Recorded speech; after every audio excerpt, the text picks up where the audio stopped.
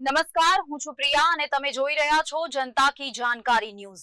નજર કરીએ આજના સમાચાર। ધ્રાંગધ્રા સંસ્કારધામ ગુરુકુળ ખાતે સાંસ્કૃતિક પ્રદર્શનને નિહાળવા ભારે માનવ મહેરામણ।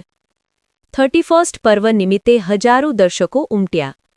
ધ્રાંગધ્રા સ્થિત સ્વામિનારાયણ સંસ્કારધામ ગુરુકુળ ખાતે આયોજિત ભવ્ય જનમંગલ મહોત્સવ કાર્યક્રમ અંતર્ગત આગામી તારીખ 2 જાન્યુઆરીથી 8 જાન્યુઆરી સુધી વિવિધ ધાર્મિક તથા સામાજિક કાર્યક્રમોનું આયોજન કરવામાં આવ્યું છે। તે પૂર્વે ગત તારીખ 21 ડિસેમ્બરથી સંસ્કારધામ ગુરુકુળના વિશાળ પરિસરમાં ભવ્ય સાંસ્કૃતિક પ્રદર્શન જનતા માટે ખુલ્લું મૂકવામાં આવ્યું છે। બાળકો તથા યુવાનો માટે પ્રેરણાસ્ત્રોત બનેલું આ સાંસ્કૃતિક પ્રદર્શન 31st પર્વ નિમિત્તે વિશેષ આકર્ષણનું કેન્દ્ર બન્યું હતું।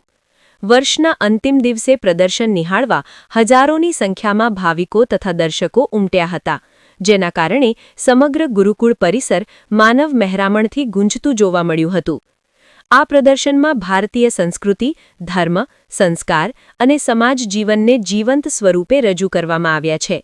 માત્ર પુસ્તકોમાં સીમિત રહી ગયેલી ભારતીય સંસ્કૃતિને દૃશ્ય માધ્યમ દ્વારા રજૂ કરી યુવા પેઢીને પોતાની પરંપરા સાથે જોડવાનું કાર્ય કરવામાં આવી રહ્યું છે। પ્રદર્શનમાં ધાર્મિક તથા સામાજિક વિષયક ચલચિત્રો દ્વારા વિસરાઈ જતી સંસ્કૃતિને પુનઃ જીવંત કરતું અનોખું વાતાવરણ સર્જાયું છે, જે દર્શકોને મંત્રમુગ્ધ કરી રહ્યું છે।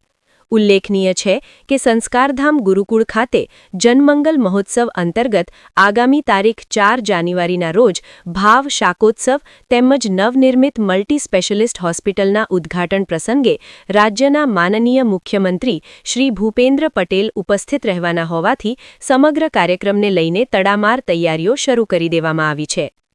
જય સ્વામિનારાયણ। શ્રી સ્વામિનારાયણ સંસ્કારધામ ગુરુકુળ ધ્રાંગધ્રાના 25 વર્ષ પૂર્ણ થતા જનમંગલ મહોત્સવ 1 થી 8 જાન્યુઆરી 2026 આવતીકાલથી એની શુભારંભ થઈ રહ્યો છે। આ મહોત્સવ અંતર્ગત 21 તારીખથી સાંસ્કૃતિક પ્રદર્શનનો શુભારંભ થયેલો છે। એમાં હજારો ભક્તોએ આ પ્રદર્શન નિહાળી અને દેશભક્તિ, ગુરુભક્તિ, ઇષ્ટભક્તિ અને સાથે સાથે વિજ્ઞાનના પ્રયોગો, આનંદ મેળો આદિનો લાભ લઈ અને પોતાના જીવનને ધન્યભાગી બનાવ્યા છે। એની સાથે આવતીકાલે ઉત્સવનો શુભારંભ થઈ રહ્યો છે। તો પોથયાત્રા દ્વારા ધ્રાંગધ્રા શહેરના રાજમાર્ગો ઉપર આ પોથયાત્રા ભવ્યતાથી ભવ્ય રીતે નીકળશે અને 4 તારીખે સંસ્કારધામ મલ્ટી સ્પેશિયાલિટી હોસ્પિટલનું લોકાર્પણ થશે અને ગુજરાત રાજ્યના માનનીય મુખ્યમંત્રી શ્રી ભૂપેન્દ્રભાઈ પટેલ સાહેબ પણ આ પધારવાના છે।